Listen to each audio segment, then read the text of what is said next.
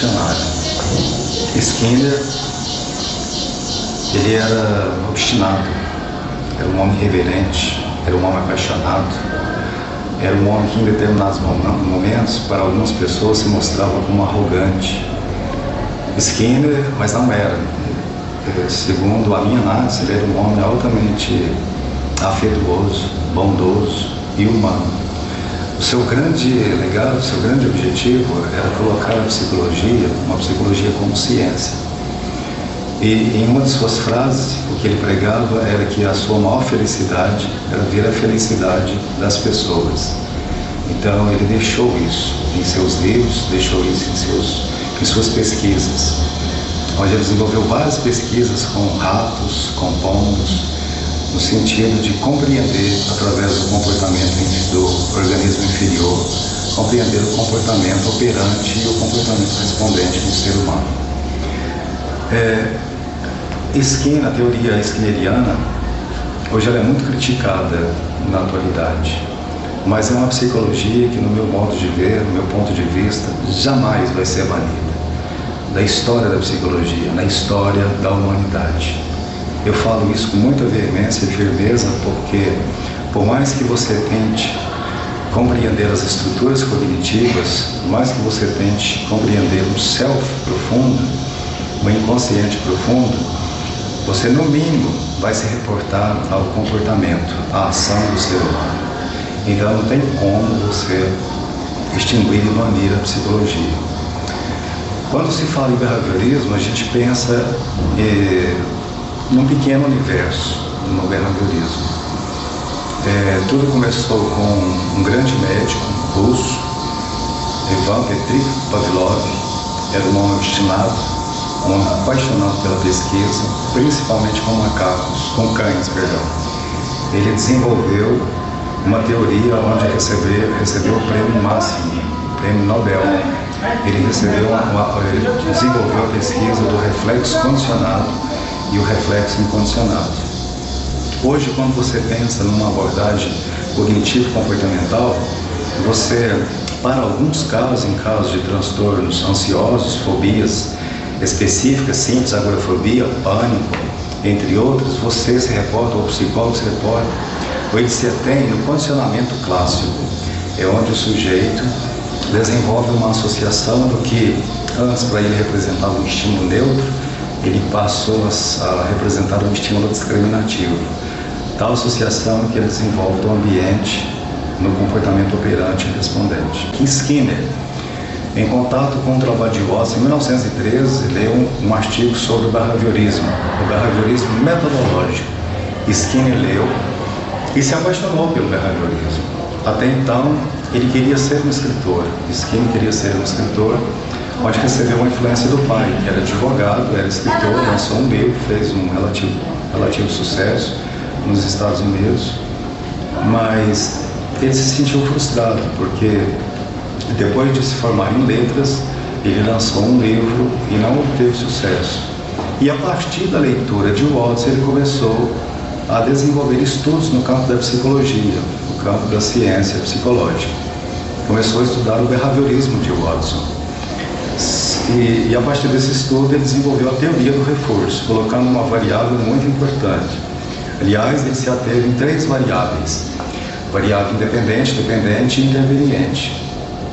Lembrando que na variável independente são as causas do comportamento, que envolve 3 coisas, 3 pilares: o repertório comportamental, a história genética, congênita, biológica, e a história ambiental, envolvendo a sociedade e a cultura. Precedente observado consequente, ele tentou explicar o comportamento operante e respondente. Ele fazia uma crítica, tanto que em sua última palestra, em 1990, ele fala dos vernáculos, das palavras irracionais que as pessoas desenvolviam, tanto por parte dos clientes quanto por parte dos psicólogos clínicos, tentando compreender um self, tentando compreender um estímulo desencadeante lá no inconsciente. Mas ele disse que nada disso poderia explicar uma mente, nada disso poderia explicar um comportamento, a não ser resgatando ou tentando ter acesso ao comportamento antecedente, ou comportamento observado, ou na própria consequência comportamental. Então ele desenvolveu a análise do comportamento, com base no A, no B e no C, no antes, no agora e depois. Poxa, segundo ele, se eu posso explicar uma mente, se eu posso explicar uma ação, uma atitude, se eu posso explicar uma estrutura cognitiva, os padrões de pensamentos, com base na condição hereditária, com base no aprendizado, fruto de saciação, de extinção, de modelação, de imitação, de discriminação, de generalização, fruto de um aprendizado, fruto de um repertório comportamental, por que e para que me ater a uma mente?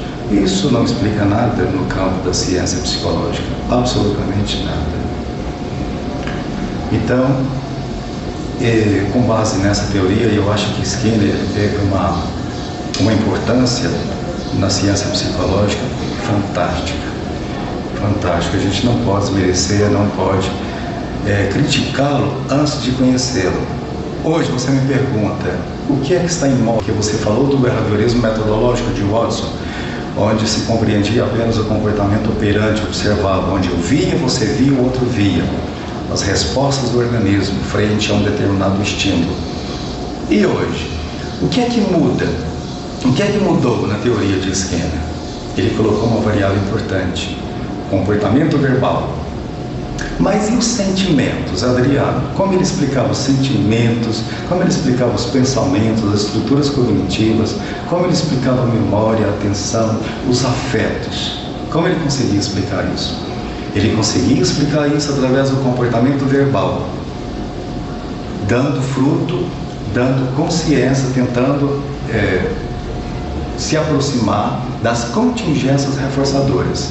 Então veja, o comportamento não acontece por acaso. Ele é influenciado pelo meio ambiente, ele é influenciado pelos objetos, pelas pessoas envolvidas, e não por uma mente, não por um self.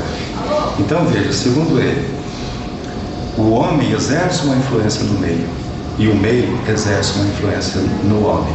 Se você por um acaso estivesse morando numa fazenda cheia de matos e de bichos, talvez não estivesse pensando sobre isso agora, talvez não estivesse fazendo o que está fazendo agora. Então o meio ambiente para ele era um estímulo altamente iniciador. Muito bem. Então, qual o seu grande legado? Qual o seu grande objetivo? Ajudar a humanidade com uma ciência psicológica. Ajudar o homem a tomar consciência de si mesmo. Ajudar o homem a se tornar um analista do próprio comportamento, ao perceber o comportamento antecedente, o comportamento observado e o comportamento consequente. Você é um behaviorista metodológico, um behaviorista analítico, você é um behaviorista radical. Radical não no sentido estrito da palavra, não na etimologia da palavra, mas raiz. Radical é que tenta compreender a raiz, a variável independente. Veja, se você me lança essa pergunta de forma pessoal, eu te respondo. Eu acredito na teoria cognitivo-comportamental, porque nós vamos fazer o uso tanto do behaviorismo metodológico, quanto do behaviorismo radical e do cognitivo. Aquela construção do pensamento, a construção da cognição segundo os estudos que Jean Piaget estudou com muita propriedade. Então veja, para Skinner, o ambiente exerce uma influência no homem. Para a cognição, a interpretação do homem diante do estímulo é que tem importância. Então, se o sujeito chega com um certo distúrbio, com um certo transtorno, com uma dificuldade no consultório, nós vamos estudar numa postura behaviorista radical, nós vamos ensiná-lo a pensar, a mudar, a organizar o seu ambiente de estímulo. Vamos questionar o ambiente de estímulos, os estímulos iniciadores de tais comportamentos. Na visão cognitivo-comportamental, nós vamos estimular o sujeito a tomar consciência dos seus padrões de pensamentos. Por que pensa dessa forma? Por que interpreta o estímulo dessa forma? Há outras possibilidades do sujeito interpretar os estímulos? Será que ele está conseguindo desenvolver uma interpretação com base em uma realidade saudável? Será que ele consegue reestruturar o pensamento para que ele possa mudar os seus afetos e os seus comportamentos? Porque veja, o que fundamenta o behaviorismo radical?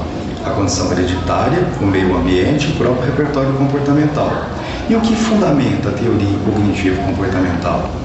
A cognição, são os esquemas cognitivos, padrões de pensamento, os afetos, veja só a importância, os afetos e os comportamentos, tanto os respondentes quanto os operantes. Que isso, Adriano? Termos técnicos, respondente, operante.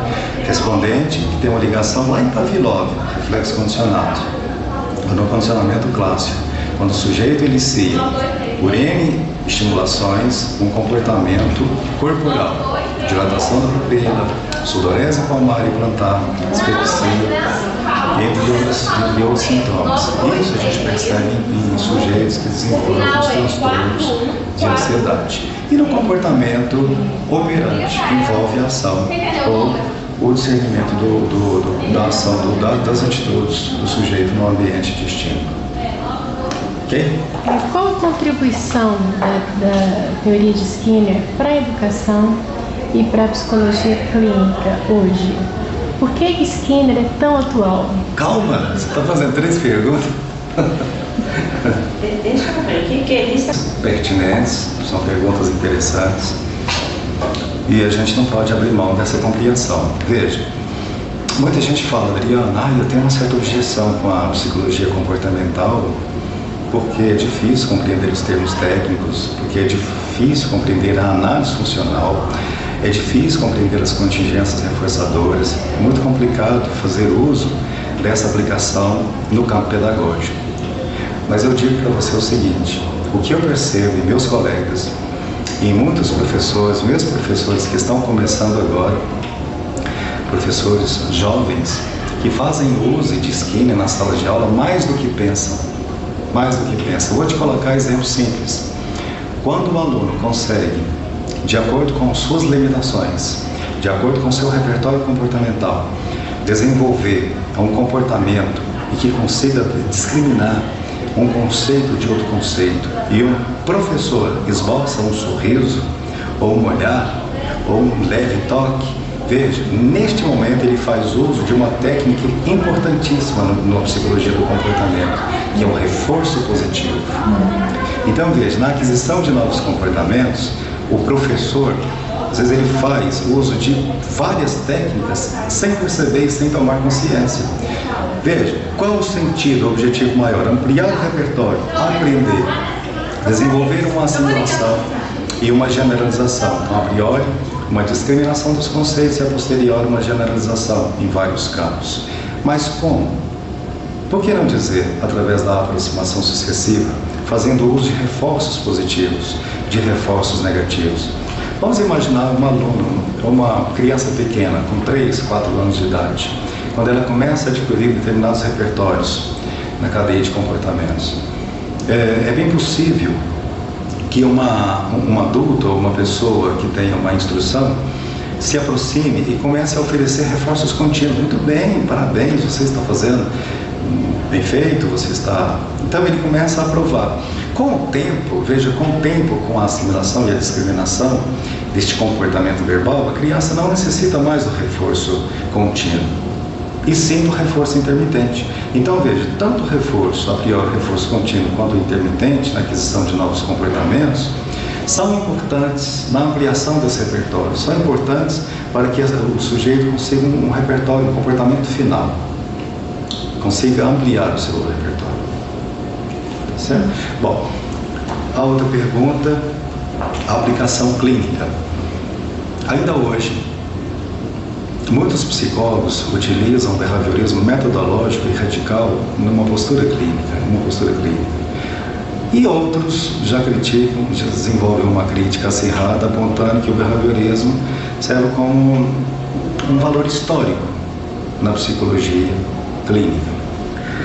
Eu penso diferente. Eu acho que dá para fazer uma junção do cognitivo e do comportamental, porque nós vamos trabalhar com as atitudes, nós vamos trabalhar com as crenças, nós vamos trabalhar com a estrutura a estrutura de pensamentos que o sujeito desenvolveu por força de uma condição de aprendizagem. Ele aprendeu a se comportar, ele aprendeu a desenvolver uma interpretação dos estímulos. Veja, o próprio Ehrenberg, quando ele começou a desenvolver os seus estudos, a fundamentar a teoria cognitiva, ele era um psicanalista, e ele começou a desenvolver uma série de trabalhos com pacientes deprimidos. Então, ele percebeu com muita veemência e clareza na verbalização dos seus clientes uma ideia irracional, fruto de esquemas cognitivos não assertivos, e sim altamente irracionais. Então, com base nisso, ele desenvolveu a tríade cognitiva. Ele estimulava os seus pacientes a entrar em contato com o seu próprio eu, com a sua condição de eu, com o conceito que o sujeito oferece a ele mesmo. Ele estimulava o sujeito a entrar em contato com o outro, envolvendo os objetos, as pessoas e os lugares, e com o futuro. E ele percebeu que em pacientes deprimidos, ele perde a esperança, ele não consegue visualizar perspectivas de futuro. Então ele conseguia entender essa tríade cognitiva. E sempre salientando a importância de se trabalhar o afeto, a cognição e o comportamento numa dinâmica maior. Com base nessa dinâmica comportamental, ele pensava junto com seus pacientes em procedimentos clínicos, em técnicas que viessem de encontro à necessidade do cliente. Porque, veja, tanto metodológico radical e cognitivo-comportamental, eles não abrem mão de uma coisa na clínica, da análise funcional. Compreender a dinâmica, compreender o repertório comportamental do sujeito, que a partir daí ele começa a pensar em procedimentos clínicos. E nos procedimentos clínicos, nas técnicas. Podemos citar várias técnicas, que vai depender, claro, da demanda do cliente. Mas existem várias técnicas. Eu, momentaneamente, posso apontar o questionamento socrático, a reestruturação cognitiva, o autocontrole, o reforço positivo, o reforço negativo, a técnica da extinção, da associação, a técnica da automonitoria, a técnica da cadeira vazia, da simulação, da dramatização. A gente pega emprestado, a gente dá psicologia cognitiva comportamental, pega essa técnica emprestada do psicodrama. Então são várias técnicas que vai depender, repetindo, da demanda do cliente. Que você estuda o repertório comportamental e diante desse estudo você começa a pensar em procedimentos clínicos. Sempre trabalhando com as três correntes, com as três ideias, as três variáveis. O antes, as contingências reforçadoras, o agora e o depois. E diante da interpretação que o sujeito tece, de acordo com as estimulações internas e externas. Eu tenho que fui. Professor, o que é liberdade? É relativa. A liberdade para Skinner é a capacidade que ele estabelece entre suas limitações e possibilidades. Isto é, a liberdade ela é situacional e momentânea. Segundo ele, você tem como você ficar livre dos impostos? Tem como não querer pagar os impostos? Não tem como. Se você não pagar, você vai ser preso. Então a sua liberdade ela é relativa, assim como a felicidade. Ela é relativa, vai depender das contingências. Agora, para ele, a liberdade e a felicidade ela vem de encontro com o repertório comportamental. Quanto mais o sujeito consegue discriminar um estímulo de outro, mais ela consegue desenvolver um discernimento, mais ela consegue desenvolver um repertório comportamental assertivo. Ela consegue desenvolver a assertividade. Ela consegue desenvolver escolhas entre o sim e o não, porque ela tomou consciência de si mesma. Ela é responsável por